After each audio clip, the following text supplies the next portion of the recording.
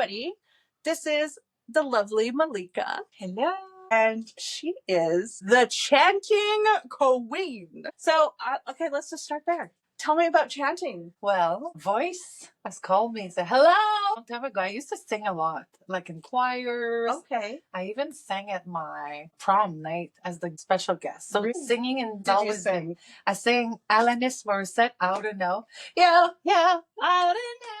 And then Red Hot Chili Peppers Under the Bridge. Nice. Right? Nice. I was really nervous. You're glad you did it, though. Yeah, of course. I was so shy when I was younger. I remember being in choirs and I would be asked to do the solos and I just couldn't because I was too shy. So it came later. And the chanting, I think because the singing, the spiritual, the educational, I felt like all the areas of my life blended together. And then when I first got to my first kirtan. What is a kirtan? It's devotional. It's bhakti yoga. It's one part of yoga. It's a devotional, loving yoga. Okay. So it's chanting and devotion to different gods and goddesses. Okay. So when I went to my first kirtan, I was like, my God, what is this? Like, it's like the calling. And I sang, like, I was like sitting like religiously on my knees, even like, not even like, I was just more like just here for it. And then I sang all the back vocals and all the harmonies because I needed to, do that. And then suddenly I started chanting with this person that I went to the kirtan. And then we chanted together. Her name is Padma Shri, Anastasia. And then I was like, why don't we record an album? And then we ended up recording the album in 2015 and it got dragged. And then my baby was coming. And at some point I had a baby and I was editing the album and it was so much. But like in 2015, I released 2 babies. One for me. And one from here. Yeah. And it was a big project, but I haven't done another album since then. No. My son keeps telling me. Get back in there. It's time. Don't rush me. It needs to come naturally. I am recording. Yeah. Yes. It's a very slow process, but it's going. And are you liking it? Like, does it feel like you're getting back to your roots? It's very different. I've never recorded alone, so I have a little bit of a block, to be honest. Okay. So it's like to not be good enough. And it's funny because Jen, who's not here today, was screaming in big letters, texting me the other day. Yeah. This is your old you, you're past this. Because she's been supporting me, cheering me up in the back about my new project that will be out soon at some point.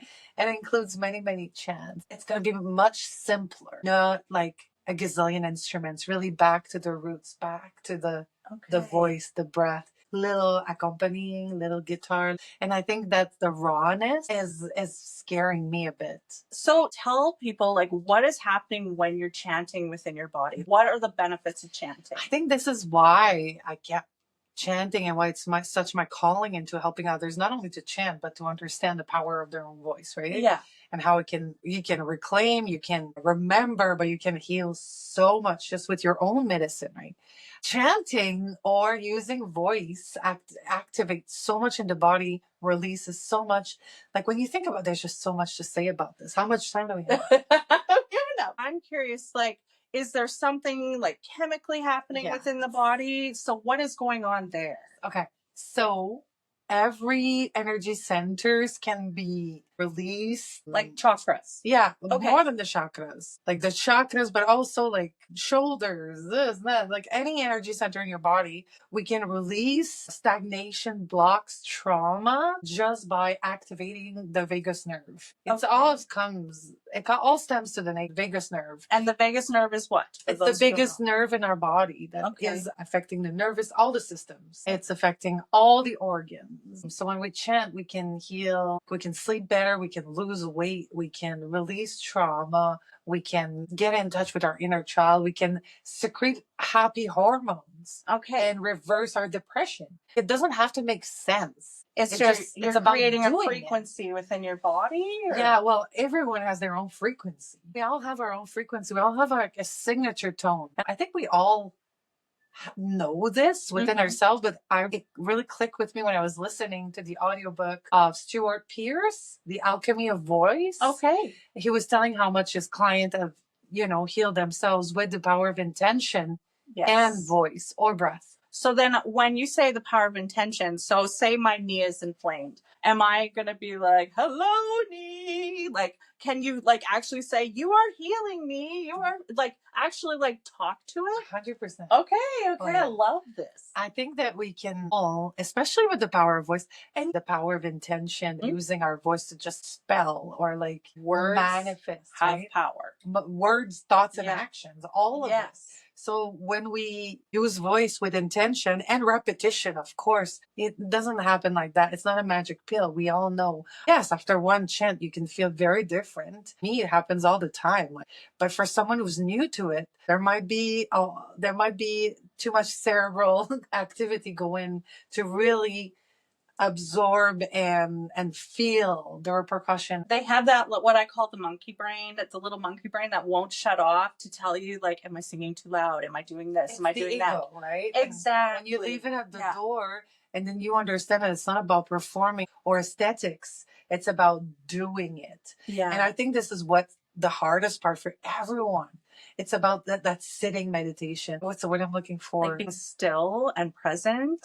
Yeah, and chanting is not a still meditation, but it's about doing it. It's about being disciplined. It's the Okay. discipline. I think Okay. lots of us, like, it's a human thing to not to forget or to put it last. And even me, now that I'm working on intentionality so much into my life lately, this is my season of intention. I'm like, I have to do it.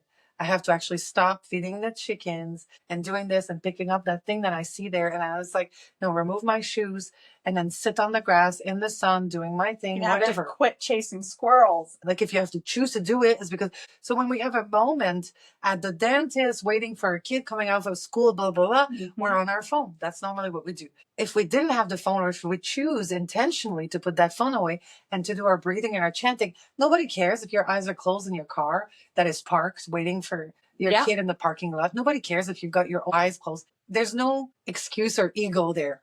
No. You know, it's like, just close your eyes and be behind your wheel if you need to, or you step out of the car, remove your shoes, and just do that few minutes of grounding, connecting, whatever you're feeling you need. Yes. And that, like, that intentionality and that understanding of what we need, like that deep listening, only comes with practice. It's not instantaneous. We got monkey brains. You said it yourself. So not just chanting, sounding, vibrating your body, your temple. And I think that recently my work to be more accessible for people to really understand, I had to go back to the basics. Like, almost, I'm not like saying going backwards. Yeah. I'm more saying going back to those like innate. Simplify. To just like the breath, to the voice. Yeah. To the body's wisdom. And like going back to there, creating simple courses, creating simple works, even this beautiful 4 weeks elemental journey that I've created for women. Tell me about that. What is that? So this is just the elemental woman. It's actually something that I've downloaded years ago, but I think this is like, I'm understanding more about the manifesting generator.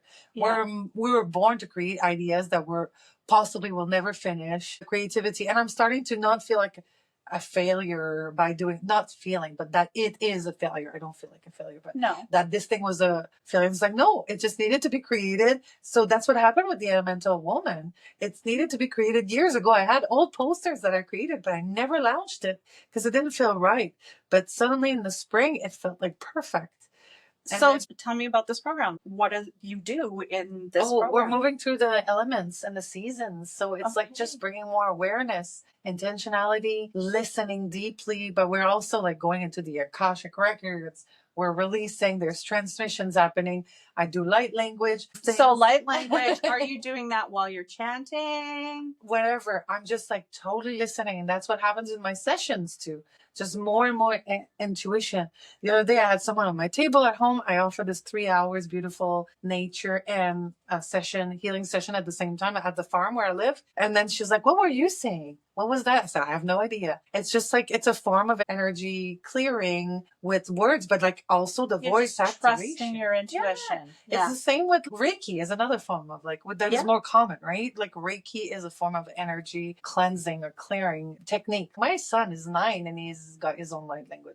I encourage him to just do it. And sometimes we look at each other and we talk in the language. I think it's more play, but it's just, who knows what we're releasing when we do that. but something's happening. And the fact that you're actually still communicating with each other, you have to think like we are in each other's energy fields. There is an exchange happening. It's a flow. Yeah, exactly. And so you don't have to actually understand what's being said, but your body understands what it is. 100%. I love that actually. Yeah. And it's like brings us back into playfulness. Yeah. Because we all need more of that. So tell me about the Akashic Records, because I don't think we've ever talked about this on here I see before. a book there. Oh, I know. I'm an Akashic Records lady too. But I would like to know, what is your understanding of the Akashic Records? Okay. So when I felt called to do the course, I did the Flower of Life with Tara. I can't say Tara because it's Tara Preston. For me, it was about understanding that our soul has giant book of memories that are imprinted into our DNA, into the blueprints, and that we can shift and change that. We have the power to heal beyond dimensions and timelines. I love that. Aren't we freaking powerful? We are. I believe we are a soul having a physical experience. 100%. And so for me, I'm focused right now on you being here doing this podcast. But I know that there are so many other dimensions and timelines of versions of me having experiences, and it just depends where my focus is where I'm at. That's what I believe. And I absolutely love, like, we're pinging from cell tower to cell tower. Yeah. I like that. Yeah. And what do we know? Actually, I think we know so much that we just don't remember it. Exactly. Yeah, that's where I was going. We only use a little bit of what we know, and that's another tool that I love the voice for, is that we're reclaiming every time we use our voice or scream or share something that we never shared out loud. We're opening up another portal. Yes, it is. Another portal within ourselves to discover something else, whatever. Yes. And I think this is another thing that we don't give credit enough to, the power of who we are in our innate medicines, which I always talk about lately, is that we are not understanding the power that we have to open doors, to clear like ancestral shit. I know. And that's the thing though, but what people don't think, like, again, 7 generations before and 7 generations afterwards feel the effects of the choices and decisions you are making today. How are you healing everybody? And I will reach out and I will be like, okay, team, I dealt with this today. None of us have to do it. Yeah. Like, I will talk to my team. Which is actually me, but a big expanded version of me, I believe. That's amazing. Yeah. You know, recently I was visiting Quebec City, where I'm from, and it's been a very long time. And I had some doubts of how, people would see me. And I think it was a little bit more about my self-judgment that I was like spreading around everywhere, because nobody cares. Nobody understands what I do. Like when you're an army and you're doing a 9-to-5 job. We ain't muggles. It's hard to understand. I get it. Yeah. I used to be there Yeah. before I opened all those drawers and all those doors. Yeah. I used to be there. And then I talked with a couple of my people there, like my cousin and my sister-in-law, and I offered them sessions in the conversation for free. Like, it doesn't matter if you believe it or not. Come and experience. Yeah. And they both said they would. They haven't yet. But I was proud of myself for being able to talk about without being shamed, without judging myself, or without saying they were not going to understand or judging them, to actually talk about it and to really feel received, like from people who don't understand and don't know. Nobody was judging. They just don't know. And it felt really good. It was almost like I was healing a little part of my little girl that was like, I'm allowed to do whatever I want, but don't judge me. Well, that's the thing too. What I think we forget is that judgment actually most of the time is coming from within. So we're projecting this shit. Yeah, exactly. So, like our last interaction or something, we could be like, I think she was thinking this about me or whatever. Like you're creating this crazy story in your head when what your thoughts are none of my fucking business. Exactly. Like as long as we have a good time when we're together, what does it matter? Like we take things a lot personally and we ponder. Are you an ADHD like me? I think so, but I'm undiagnosed. And when I did a test with my doctor a long time ago, he was very surprised I scored 0. He was like, How is that possible? I think I'm functional ADHD, which Mhm. means like you can't tell until Most you women really our know. age are actually, I didn't get diagnosed with it until I was 47 years old. Yeah, see, I don't want to diagnose because I don't believe in it. I believe that we can be conscientious Yes. and intentional, and then we can also remove a lot of stuff that, like Yeah, as we yeah. grow older, we can remove not just stuff, but also thoughts and tasks and things. But like, I'm someone who will start something, go somewhere else, forget, and then those are like, oh yeah, I started this earlier. You come to my house and we chat and you ordered tea. You told me you wanted tea 15 minutes ago. If you don't remind me, you might never get tea. Yeah. Oh, And it's not because I don't want to give you tea. it's just your brain is on 15 other things. Already past Yeah. something else. And the hot water is like cooling down. Yeah. You know what I mean? Like the Oh, intention yes. was there, Yes. but I never made it. I love being a human. People look at me like, I want off this ride. I'm like, no, give me more time. I have shit I want to experience. You have so many more lives coming. Oh, maybe. I don't know. I feel like I actually volunteered as tribute. I think I hadn't for quite a while, but I volunteered to come in and shift some things. Oh, yeah. Well, Yeah. we're the cycle breakers in this life. Mhm. I hear this a lot, and I don't want to, I don't see this as victimizing. This is a choice. Yes. We could choose to la la la la la. Oh, for sure. But we choose not to. Yeah. We choose to actually move through the hard stuff and do the hard work. Yeah. And I'm proud of that. Like, I'm proud that my son can see me do that.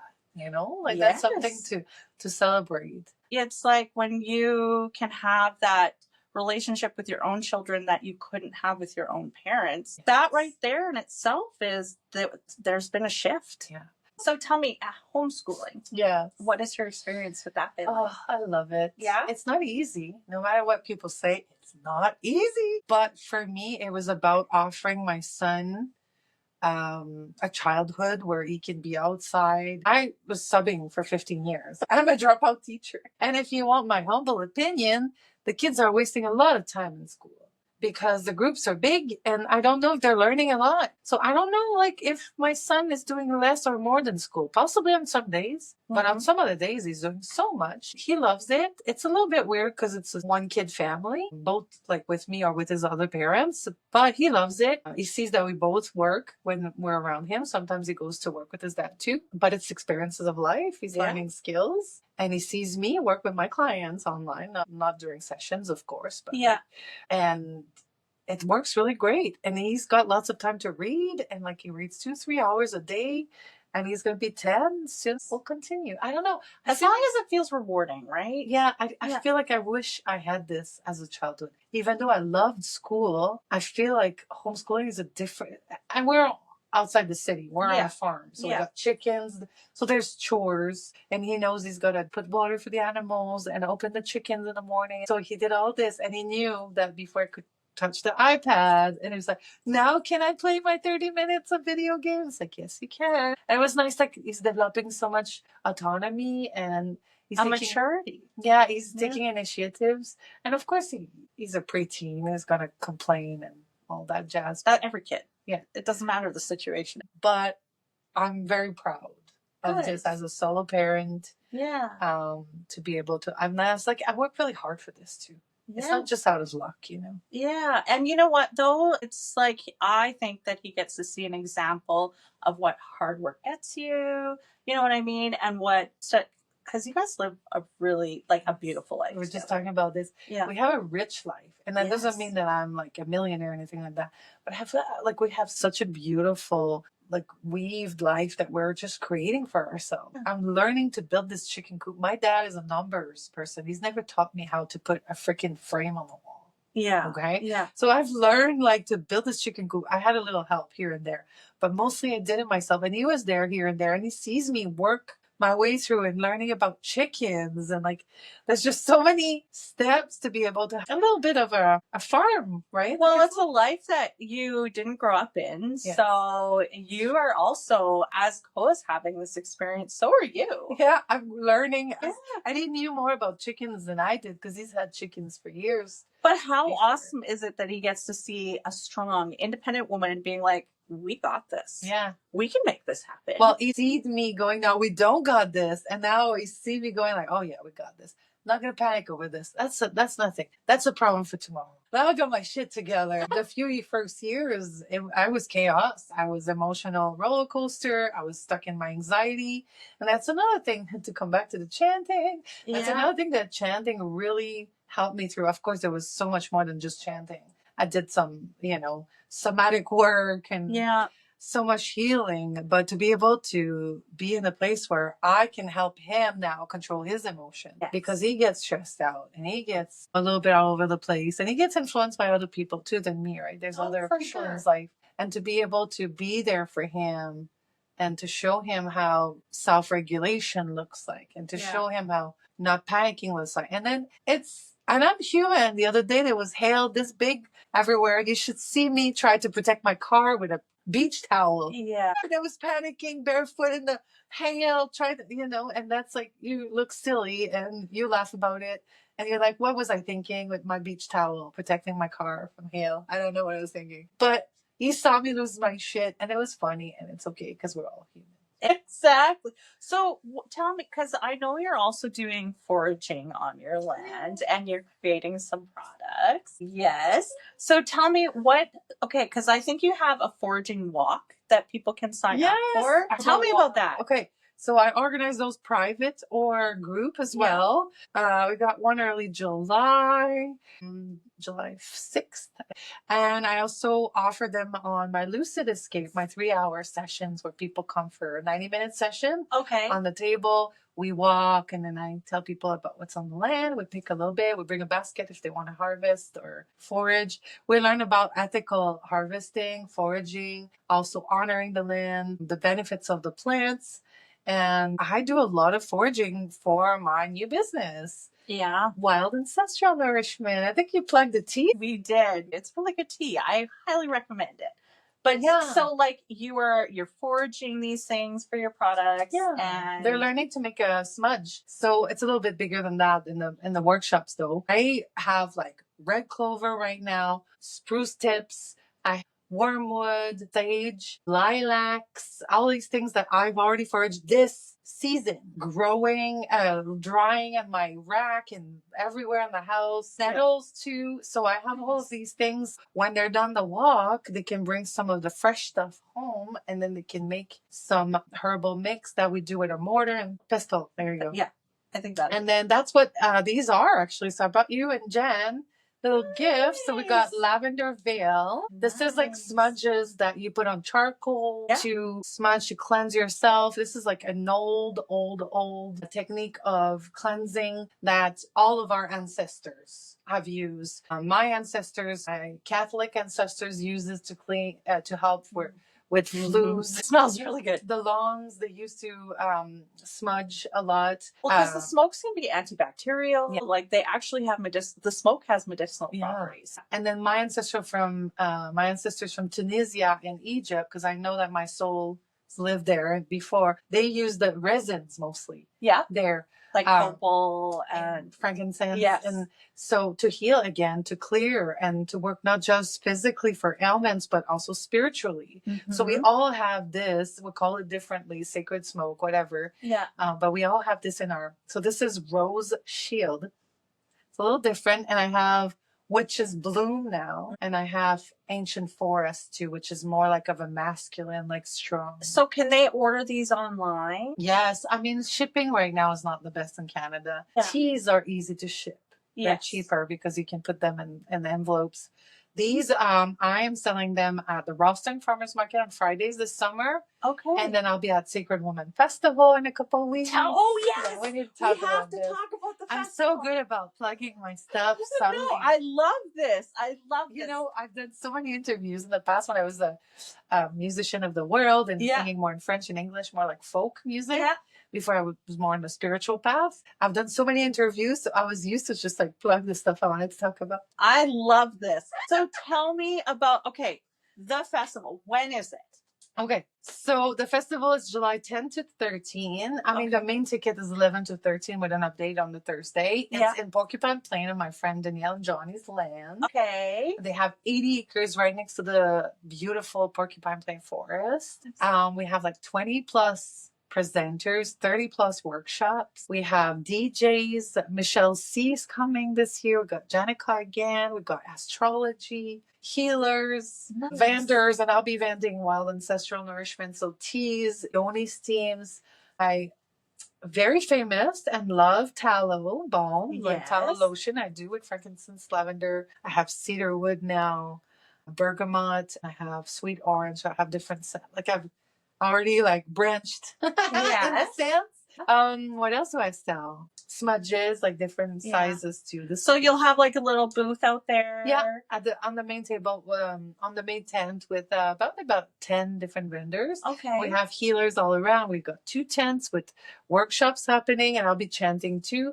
But it's like my workshop is called Echoes of the Ancestors. Okay. So definitely gonna have my guitar, but I want to do a lot of like standing up and using our body to tap. Like I want my circles to be a little different, more like almost like more visceral. I don't know, it's the words that just came through. No, perfect. It's like I can picture it. Yeah. Like using our hands to tap, doing sounds. We have more vocalists workshops coming through. Yeah. Like healing ancestral wisdom, healing ancestral wounds, vending, lots and lots of different workshops. Like we have body talk workshops. Yeah, it's going to be amazing. Okay. It's our 3rd year, and we're expecting close to 100 women now. Wow, yeah. Good for you. Hoping to sell a few more tickets to hit budget. So Sacred Woman Festival. So the chantingqueen.com and Sacred Woman Festival. This is your 3rd year. How has it changed? Year 1. So one of the reasons why we do this is not to please everyone. Yeah. Obviously, there's some people that are not okay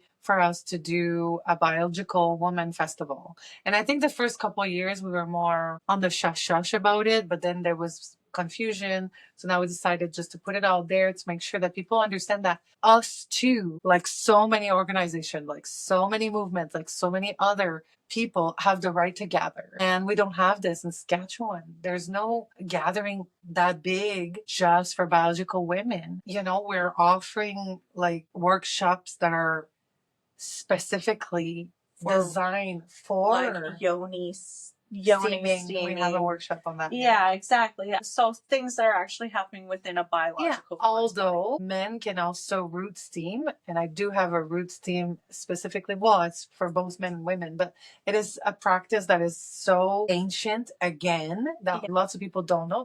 I had a bunch of Mennonites come and ask me about yoni steams. I was like, okay, let's get into it. That's all you can do. They have never gone out. They only go to the market. So that was the only way they could potentially. Their parents are not there. They're selling for their parents. They're older women, but they're not courting yet. Yeah.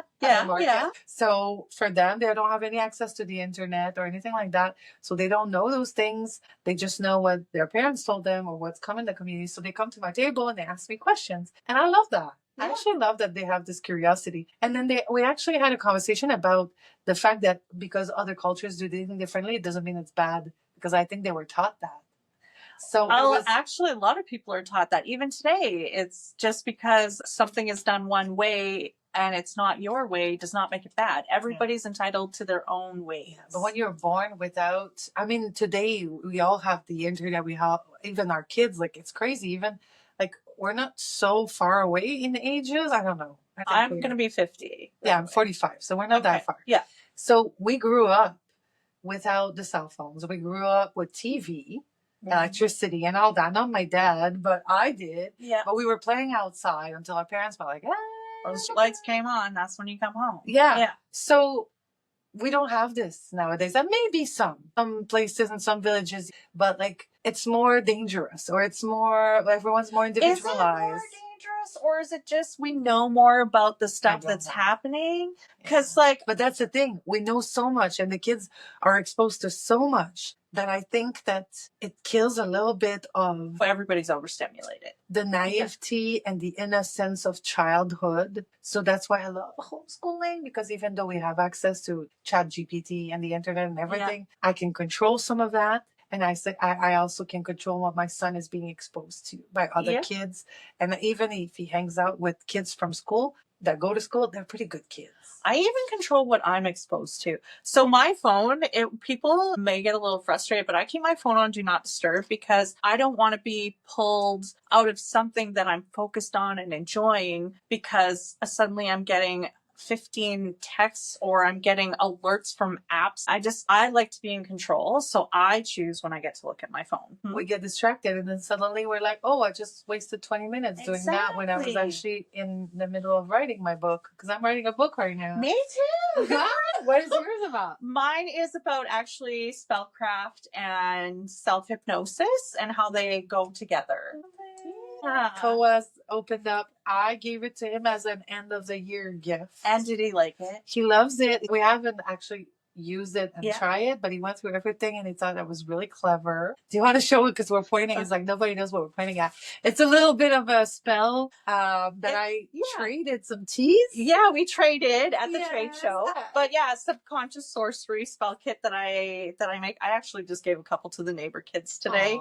It's the start of their summer. Girls, go have fun together. Exactly. So it's perfect for my son because he likes those things and he can use them with his friends too. I like to say spicy psychology. Like a lot of witchcraft is spicy psychology. So that is, to me, kind of what's going on. I heard someone share a spell the other day on TikTok and they said, by the way, I'm not a witch, I'm an alchemist. I was like, it's all the fucking same thing. You're a shaman, you're an alchemist, you're whatever. It's just a different word. Are you afraid? Are you ashamed of the word? And then I had someone the other day saying, are you a witch? And people like to ask me that because I'm like out there, different. Oh yeah. I'm like, sure, hell yeah. I said, of course. And it's, so are you? And she's like, I said, yeah, we all are. It's just like, have you been exposed to understanding your gifts yet? No. That doesn't mean you're not a witch. I think we all are with wizards or witches because we all have gifts. We haven't opened up that drawer yet. Whether you choose to actually use them or not. But I think a lot of people are scared of their capacity. Absolutely they are. Power. I was for many, many years. And I'm the first to say that I used to think, oh, this is all a bunch of woo-woo. Like, honestly. I didn't understand half of it before.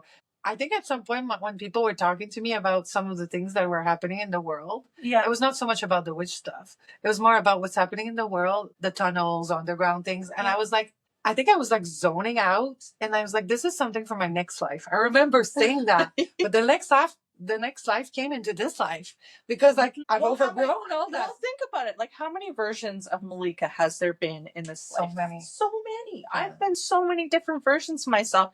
And you know what? Again, you have to forgive yourself for the wisdom that you used to operate on. The day that you actually open the drawer and look at your gifts and discover that you actually have power within you to change and choose your own life and your own path. Yeah. Holy shit. It changes everything. Just like the Akashic Records. Yeah. Everyone can open their own records and retrieve past lives. Okay, so for my Akashic Records, whenever I go into them, I always end up at a kitchen table with... There is a lot of that. I know. That's what our ancestors used to do. They didn't have a sofa and a TV. Yeah. They had a fire pit, freaking cauldron to cook, and they had a table and chairs and some beds. They didn't hang out in their beds. Their beds were so small and uncomfortable. Yeah. They hang out at the table. At the table. And so that's where I always end up, is at a kitchen table, reading my Akashic Records. So I'm curious, where are you? So for me, it's really interesting because when I decided to trust myself with this, and then I think it would be relevant for lots of people watching. It's like you do the course, you do the exam, and you're like, what the fuck am I doing? Am I like just making this shit up? It's like, what am I doing? Am I making this shit up? Are people thinking that I'm making this shit up? And then you have that confirmation and that validation. At some point, you're not. This is actually your intuition. This is actually your imagination is actually telling you something. Yes. It's just not making shit up. Yes. And I think that because we were so programmed that this is what you're doing, not necessarily with the Akashic Records, but in general, that we forgot that this is actually our intuition. Yes. So when I started reading lives for others or me, it was actually for me first, and it was really hard.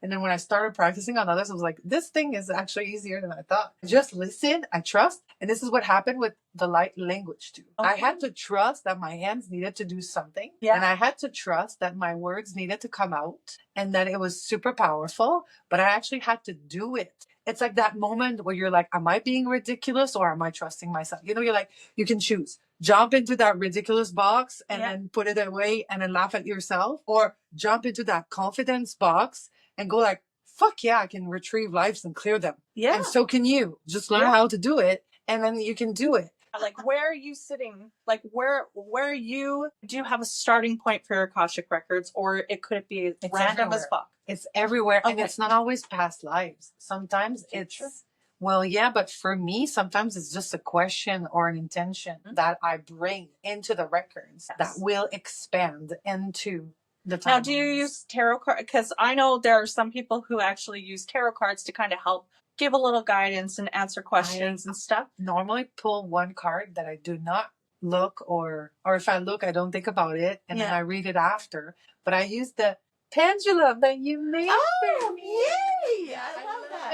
It. I normally just close my eyes. I don't even look at it, but I still use it. But it's you so can, funny. but because it's almost like focusing your energy, right? Yeah. And then I put it away after a while, and I just continue because the verbal processing is coming, and then the life. So you're tapping in. Yeah. And when I don't think you need it. It's like the cards. It's just a tool. Yes. And then for me, I retrieve, and before I even did that, my friends or people I hired to do the sessions for me retrieve a lot of stuff where for me, it was really shitty. My past lives are so shitty. I was walked all over, taken advantage of, stolen from, other things we can't name on. I've been sold, like I also KILLED. Yeah. Oh, yes. Yeah. My sister, my twin sister, I did that. And so and then I was burned a lot. Yes. And then a lot of the past lives that I'm retrieving, am in an apothecary playing with herbs. Surprise. And it's like, but this business, all ancestral nourishment that came into my life, like I've been doing this shit for years. For a millennia. Yeah, exactly. And like in this life too. Yes. Until I actually decided to make it a business. It's where like I'm chanting and bringing frequencies to the herbs. And when I'm doing the smudges, like there's a lot of elbow grease in those. I'm doing them by hand. Yeah. And I'm chanting and imprinting those in frequency. This is my soul work. This is what my soul needs to do right now. It doesn't matter how tired I am. If I work 12 hours today on this, I got to do it. Yeah. And it's like so amazing to feel that, to feel so connected to yourself. I love it when you have that moment of you're not like following a list of instructions and it's just comes so naturally, and it's just like it's a soul remembrance. That's exactly what it is. Yeah. And I think that either the work with breath, voice, the Akashic Records, or with herbal medicine, like whatever this work that is calling us, that's the work that's calling me. Everything is about opening doors from our past. It's all about reclaiming and remembering. So for me, even though it's new in this life, it's not new at all. It feels so perfectly aligned, and it feels so, what's the word I'm looking for? Familiar. Yes. It's like, oh yeah, it makes sense. You find it's like you're in a flow state. You're just like, this is what I'm supposed to be doing right now. You're not resisting in any way. You're not trying to change it in any way. You're just flowing and letting it come. And for me, that's like, I don't know if you guys know, I'm a joy bringer. I like to play. That's what I like to do. I like to just be goofy and have fun and just bring kind of like the play out in people. And for me, that is when I am at my most natural state of flow. Yeah, and that's how I met you. Yes, that's true. With my heart-shaped glasses on. She had the funkiest dress, yellow dress, a little sunshine, wings. Oh yeah, fluffy blanket, sweater. I can't remember that one. I'm definitely. Does it feel good? Am I having fun with this? Am I gonna wear a crown like my neighbors? They have seen me in some situations because I don't care. I don't. I am out there to have fun. And if I got my fairy wings on at 8:00 in the morning on a Tuesday, walking around my backyard and playing with the bees and whatever, like I am having a great life. We need more of that. Yes. I feel like this is what the world needs more. Adults playing and letting their inner child take the lead. Yes. Without inhibition, because that's a problem when you become an adult. You start to think about everyone else's perspective and opinions. You know what I heard the other day? Tell me. About adults who were homeschooled. The one thing that they've noticed in their everyday life now as adults is that they don't get influenced as much. Oh, I believe that. As school kids. That's why they don't follow the trends, or like they let their opinion or their voice not be so much influence, which I think the world needs more of that because we get brainwashed. Authenticity Yeah. is such a big key. So I'm hoping that I can bring this to my kid who's so creative and so needs to be putting his imprint into the world. But here you are living as your authentic self. What better example? Yes. I spend a lot of time with my chickens. She has this. If you ever go on her TikTok, and she does this thing, My where YouTube too. and she does this thing where she's out at the chicken coop pulling cards. Guidance by the coop. It's so, I love it. I love to tune into those. I also have a segment which is called Fashion by the Coop now, and I just wear my like thrifted $3 shirt. Yeah, by the coop. treasures. Yeah. Because that's another thing. Is like you can be a farmer and dress boring, or you can be a farmer and wear your dresses and don't care if there's chicken poop on them. Who cares? And then that's the thing is like I refuse to be boring, and that also counts in my clothing. Yes. Because these little things like earrings and clothing and funky glasses, because maybe I don't.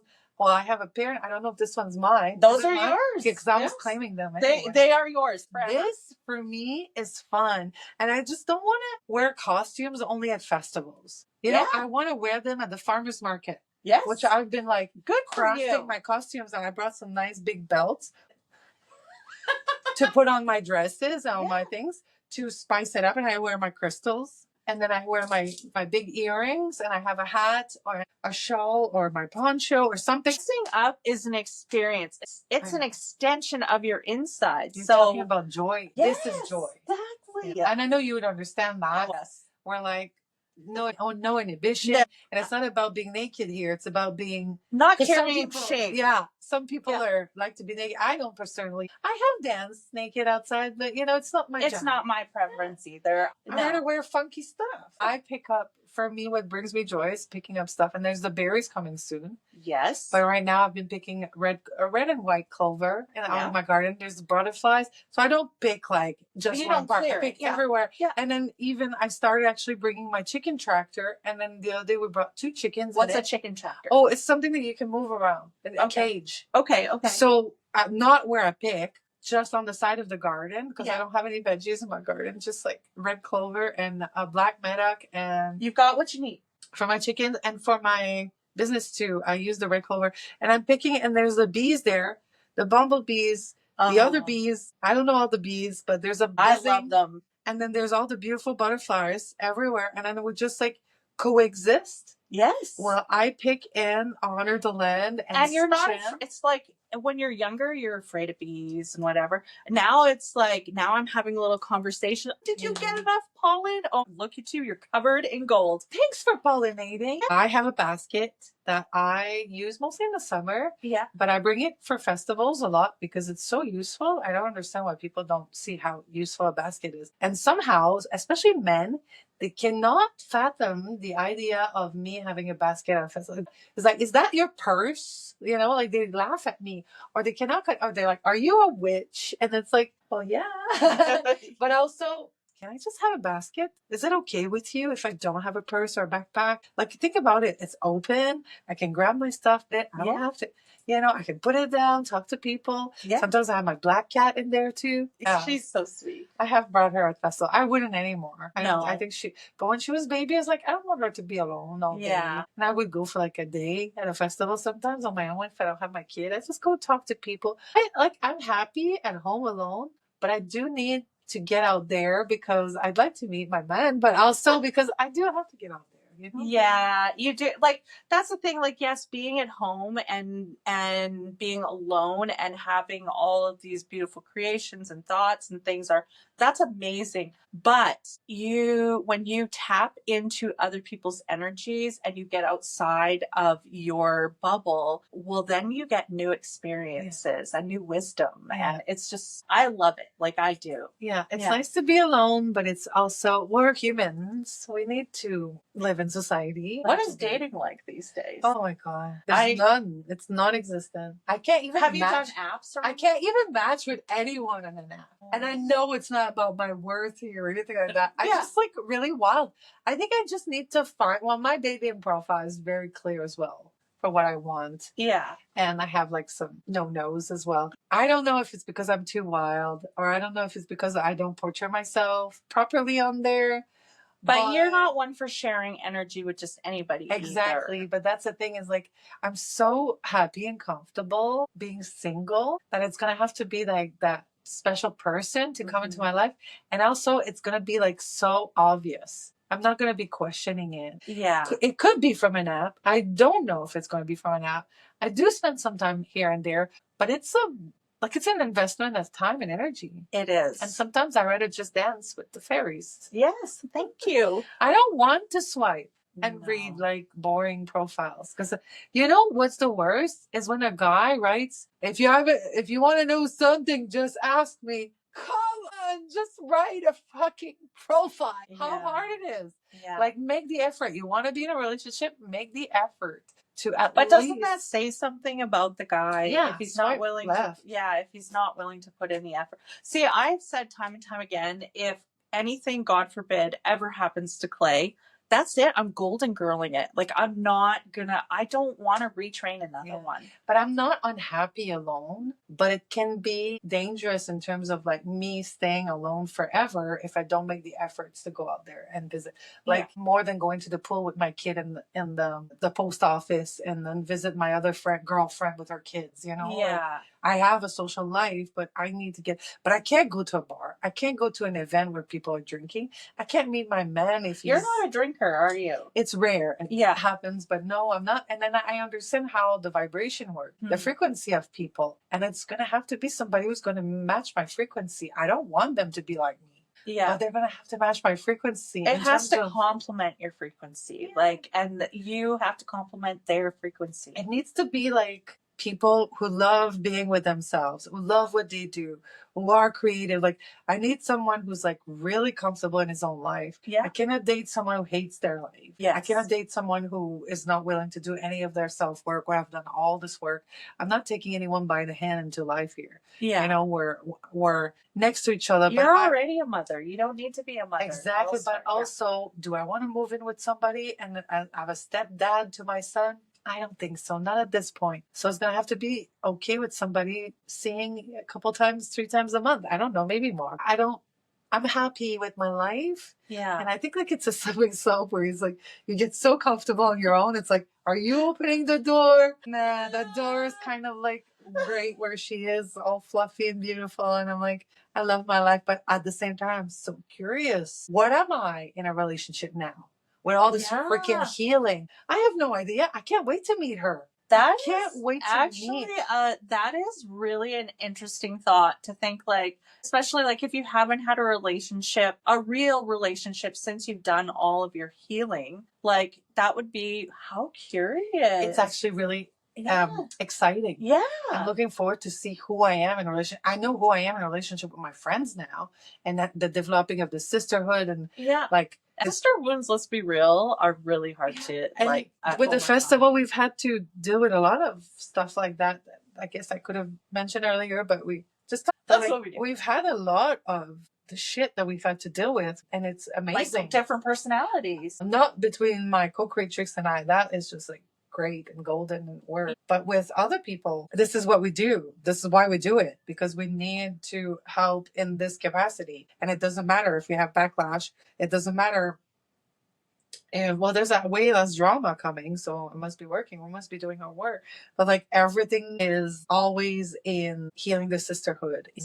And then that's what we do in our everyday life as well with our friends. Like, I don't have the same friends I used to have. No, I've changed friends so many times. But here's the thing too, is like, again, I can't say this enough. You are allowed to make your choices. You are allowed to have your own opinions. I'm allowed to make my choices and have my own opinions. Just because your opinions are different from my opinions, that doesn't make you a bad person or me a bad person. We can still be friends. Well, exactly. You know, we can be friends. We don't have to agree on everything. But what I think has shifted for me to be able to hold space for women in this capacity is that I have found the people in my life, and I want my man to be the same. I call him my man. He's out there. It's like I am able to be 100% myself and be vulnerable and share shit that I never thought I could share with people. Yes. And I know that'll be the same with in partnership. Yes. Because I am at this place where if it doesn't feel safe, it's not in my life. Yes. Or I need to say something. Or And if it doesn't change, then bye. I think you get to a point where you're just not into forcing anything anymore. Like, you know, I don't need to force friendships. I don't need to force relationships. I don't need to force anything anymore. Totally. I just need to do me and I guess navigate where I feel the most comfortable. Yeah. But I think there's so much wounds for me anyway that I had to heal to get there. Oh, and absolutely. I had to accept to be betrayed Yes. in this life, not only in all the other lives that I cleared. Yes. I had to accept that I chose wrong. Yes. I had to accept that I was a people pleaser again in this life. I had to accept that I got walked all over. I had to accept that my opinion of this person is completely different than her opinion of me.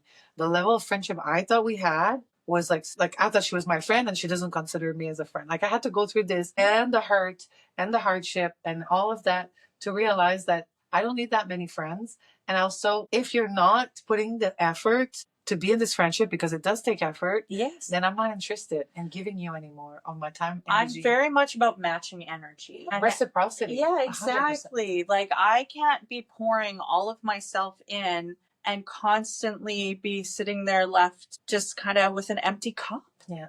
I need to fill my cup too. And if I'm pouring into your cup, can you put a splash in mine once in a while? You know what I mean? I love that with my friends the other day. I remember they were talking, and I'm normally the one who talks loud and talks a lot. Yeah. There was no space for me in this conversation. And I said, I put my hand, I was like, okay, this is my time to talk now. Yeah. I love that I was able to do that. Yes. And then they were like, and I was like, okay. And then I talked, because like it was like no space in this conversation for me. I was like, I need to talk. I need to be seen. And I need to be, and I was able to do that. I was like, but you're allowed to be seen and heard. I know, but I think that before you realize that, or before you heal that, or before you remove all the crappy relationship, blood or no blood, sister or blood sister or not, before you remove all the crap, you find your real people, which a lot of us are still looking for. You cannot be completely yourself because you're not being seen as you are. You're not being accepted. Don't cry. Don't do this. Oh, I know. Don't tell me what to do. Let me feel. Sometimes I get overstimulated so much that it's like that's all I can do. You're picking up from others, and then you gotta cry it out, and it's good because when you cry it out, you release, and then you feel better. Well, and again, too, I don't think like people really think that if you do not get that out, that's just gonna sit and it's just gonna turn into something later in life that you do not want. People apologize for crying sometimes, or they're like holding their tears. Oh, I don't want to cry. I always cry. Do it. Yeah. This is safe. Yeah. Cry. Blow your nose. Yeah. Scream a bit. Yeah. Release it all. We're here for it. My big warning is, okay, there's about to be snot and tears. Are you ready for it? Yes.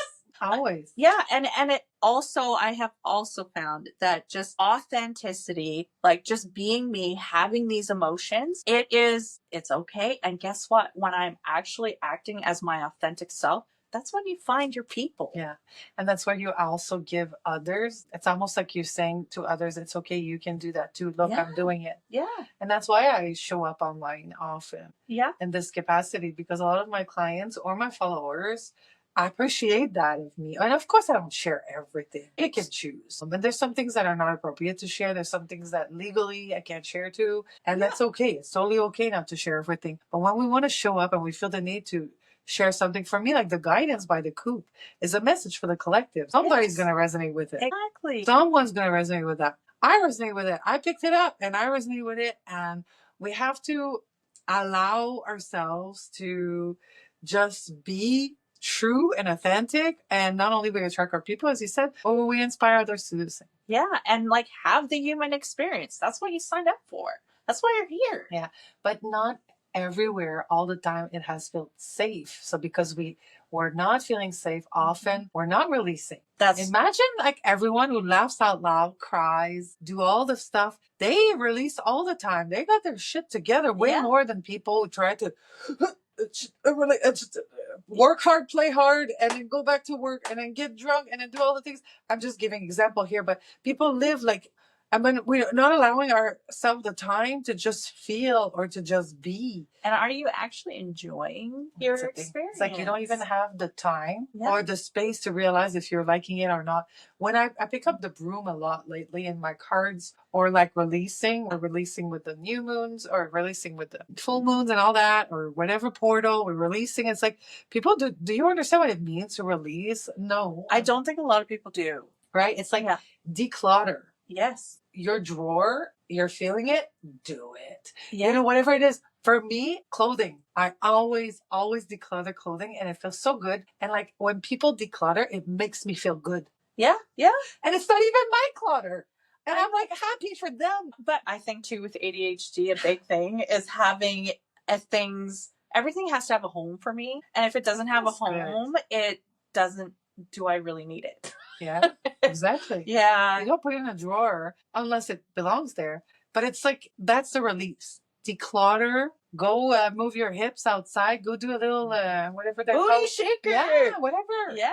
It doesn't have to be anything specific. It just has to be a release of some kind. Yeah. And energy can be stuck in things. So if you need to clean your car, then that's the release that you need. Exactly. It's related. Your car is you, your house is you. Oh. When I have my kitchen, I mean, I'm always kitchen witching something, so it's always a mess. But when I have it clean, I almost want to take a picture. I know. So good. I know. It's at my husband laughs because I only ever clean the house when somebody's coming over. If you just pop in, you'll be like, okay, this is normal. When I have a client, I remove the carpets, everything, because of the dog. I have an old dog. He needs a carpet. I remove all the carpets, and then everything is like put away. You put in, like, it's so funny. You put in all of this effort for your client, but why aren't we doing it for ourselves? Well, it's because I would be cleaning all the time. Yeah, I guess. And I have too much shit to do because I have to make money and take care of a homestead and do all that house stuff that we all and homeschooling and parenting. And like, you know what, when people say, are you a witch?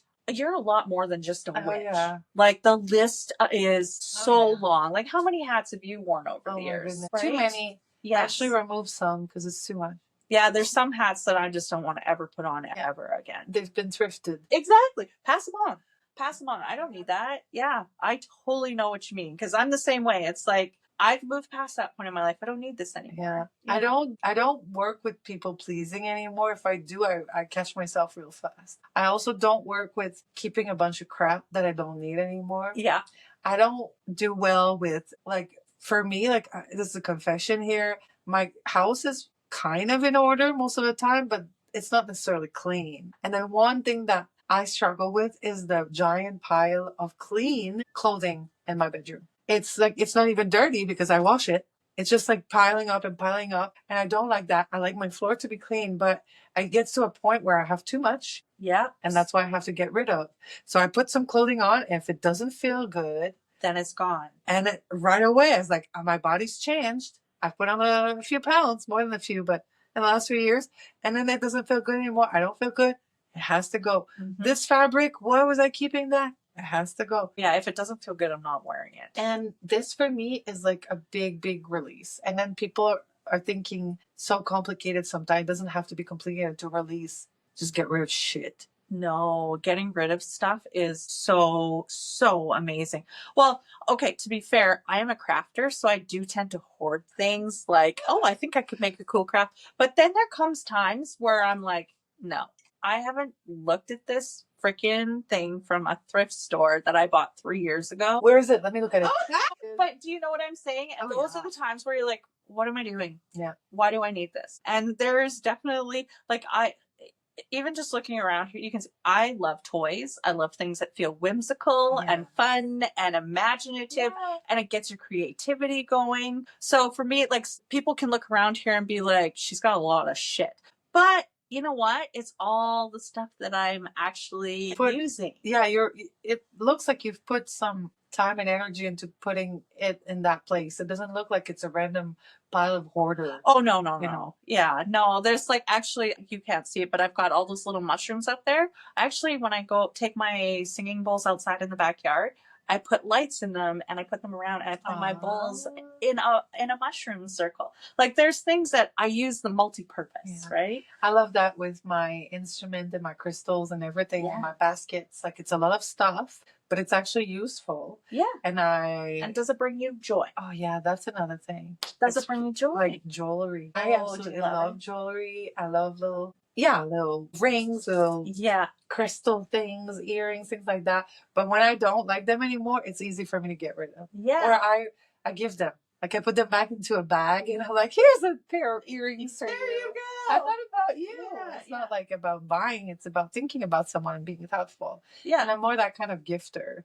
I will not remember your birthday, but if something makes me think about you, you know? Yes, exactly. I'm kind of the same way.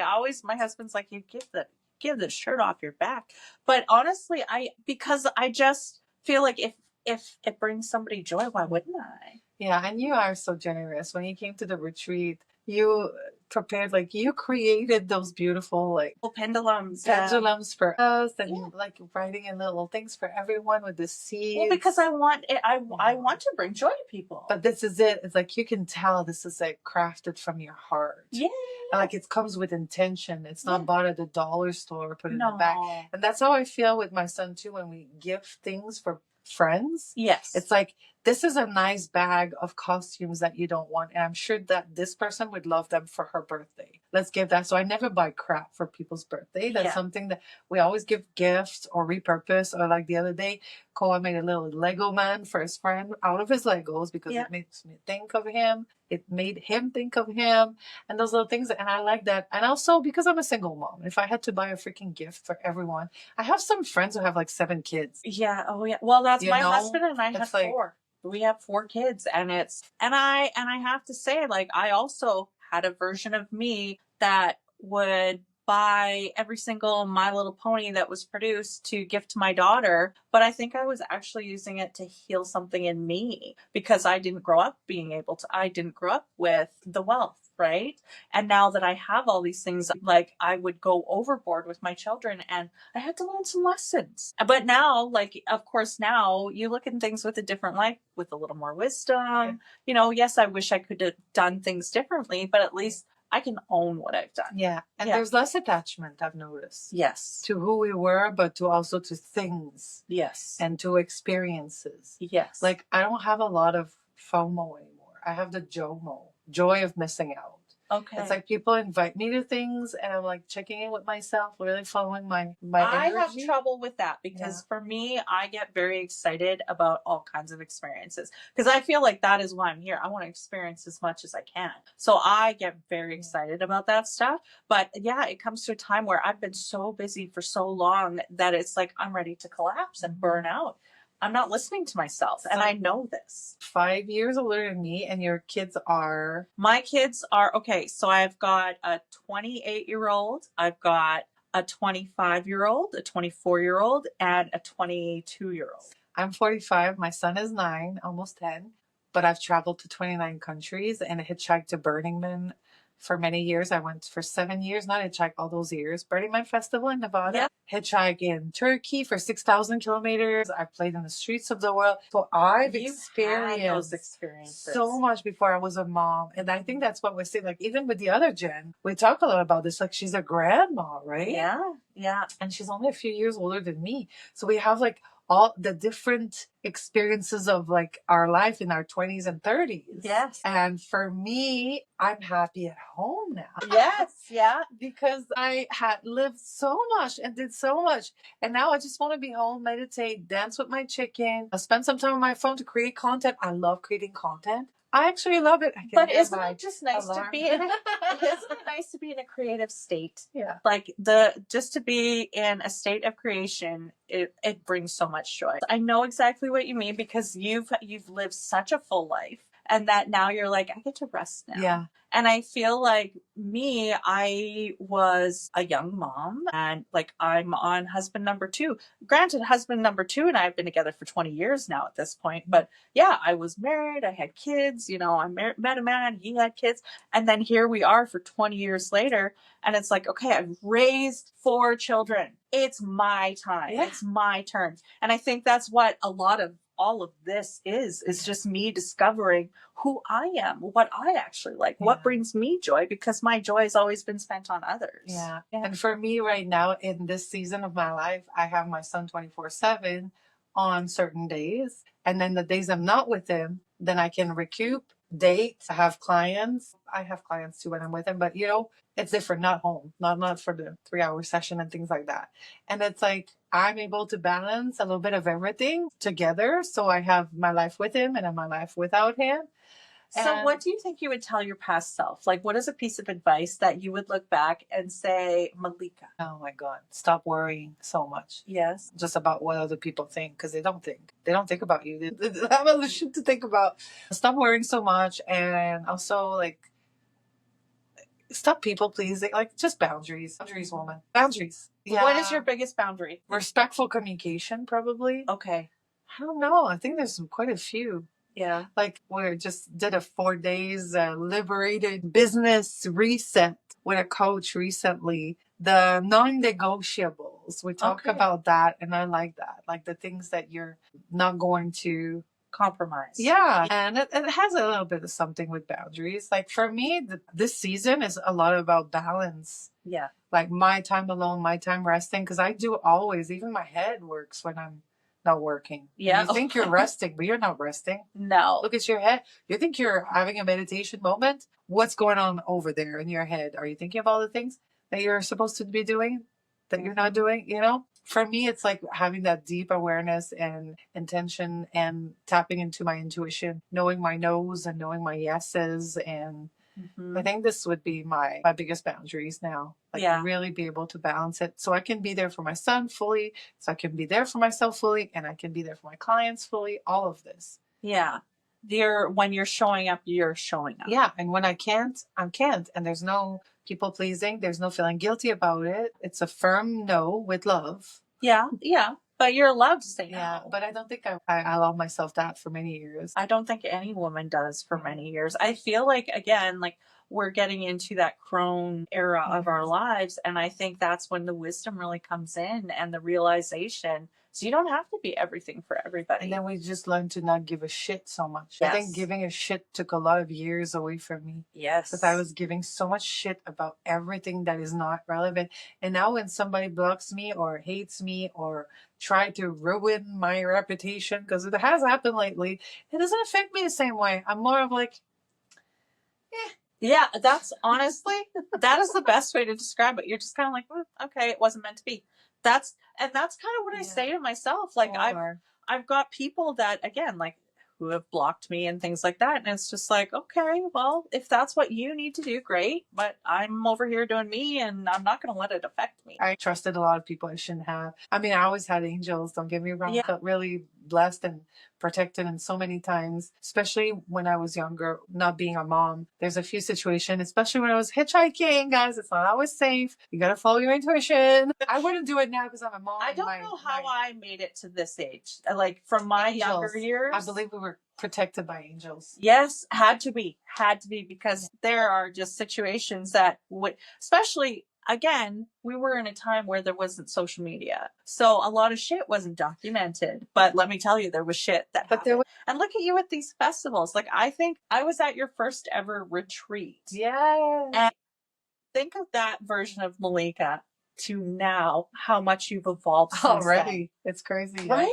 Yeah. Like, and that wasn't that long ago. So there was a part of me at that retreat that couldn't believe that I could do that. And I know Michelle was a big part of it because she's amazing. But I was like, wow, like I can do this. I can do a lot of different things. Yes. And I don't think we realize we can do it. I don't think we realize the strength that we have or the power, like how freaking powerful we are. Because we've been wounded. Yes. We have still wounds that we carry along from past lives or from this life, from childhood, like all of us. And until we actually heal that shit, it's going to carry over and over and over. And we're going to pass it down to our children. You know, this is a hard truth. You don't deal with your shit, your children will have to deal with it. If you don't deal with it, it's going to start paying attention to your repeating patterns. Yeah. Like the pattern is the sign. Yes. The trigger is the message. Yes. Like if it's triggering you, ask yourself, why is this triggering me? But that takes so much time and energy to switch that mindset. It does. Of getting out of victimhood or ignoring the trigger. and realizing, oh, thank you. You know, the book that I'm writing is about anxiety, like in my journey through it. Really? And Okay. it's called Dear Anxiety, Thank You for the Initiation. And it's Okay. about that perspective of Okay. anxiety and how it got me stuck, but like the beauty of it that came out of it and the work through it. And I think it's a hard story to tell, to be honest, because I have to go through some things that I'm not necessarily proud of or that were very chaotic, but I also have to admit some things that I've never admitted. Well, you have to actually like admit your role in your part, what you Yeah. were doing. And that is not a lot. That is not an easy thing for people to do. Even today, like if somebody makes a mistake, you know instantly how healed that human is by how they handle the mistake. So if they can openly admit, hey, I messed this up. I'm gonna do this, this, and this, and I'll try and change it. And then, okay, great. This person actually is able to like stand in their own power. And if you see the person who's instantly pointing fingers and it must have been from here or it must have come from here, you're just like, okay, whatever. Take accountability. Yeah, exactly. That is it. Accountability is not something that a lot of people actually are willing to do. No. But see, I want to hang out with the people who can. Yes. And then that show their worst of themselves and they're ashamed of it. And that's okay. And thank you for trusting me, for sharing this part you were ashamed of. Let's work through this together. Yeah. So you can accept the fact that this is part of you and it's okay. Yes. But it's so hard to do that. But a lot of people aren't willing to trust either Yeah. that they can be vulnerable around other people. And that is such a shame because when you can actually be vulnerable and admit, like show all your lumps and bumps and everything, like that's when, again, you really connect. We're all mirrors to each other. We are. Before we actually understand that the thing that pisses us off in somebody else is a reflection of the things that we need to heal from with ourselves. For me, a big part of my growth was to accept that in humility, humbly, that some things that I saw in others, I outgrew them myself, but I used to actually be like that. Yes. That's like a big, I really hate that in you, but I understand why you're doing it because I was doing it too. So I'm giving yourself compassion and I'm giving my old self compassion for doing this. Yes. But I might be impatient, but I forgive you. Yeah. But you have to. You have to like actually just really honestly observe things. If you can observe things in honesty, you're gonna be miles ahead. And you're gonna be able to have honest conversations and that actually have healing. That's what I was gonna do. This is healing. This is the work of healing. Yes. It's being so fucking honest with yourself and being able to speak it up. It doesn't have to be public. No. It could be with your freaking psychologist if you need to. Yeah, exactly. But speaking them up, like to wrap it all up, the voice, admitting something out loud is healing it. And viewing it from a different perspective. Yeah. Like try and just view it from a different perspective. Without the shame, without the victimhood. Yeah, exactly. Just, seeing it as a beautiful experience of growth and learning. Yes. It's so hard though, but this is the key to the healing. Yes. And we know that. We know that, but a lot of people, they honestly, a mistake is an opportunity. Yeah. It's an opportunity to grow. It's an opportunity to have more wisdom and experience. Why are you ashamed of a mistake when so much came out of it? Yeah. Totally. I know being human is awesome. So, Madame, is there anything else that you want to talk about that we didn't touch base on that you would like? So we talked a lot. I can't believe how fast that went. I know, it goes so fast. We're having tea and there's lots of stuff. This feels like your personality. It also feels like someplace I would be stimulated in a positive way. I could just hang out on your couch, have tea, make crafts. Yeah, and I'd be happy. Yeah, it's a good space. So I love it. I wanted to say thank you. Thank you for having me. Thank you so much for coming. And I know J-Dubs couldn't make it. She was actually sad about it, but we miss her. But you know what? This was really great. Yeah. It was. I feel like I kind of got a different perspective because we had more of a one-on-one conversation. You and I don't think I've ever had a real It's true. So this was really nice. Yeah, we did connect at the last trade show. Yes. It was fun too. Yeah. This was more personal and deep. Yeah. Cheers to good shit. Thank you. You're good shit too. And now I got a new Yes. pair of sunglasses. Yes.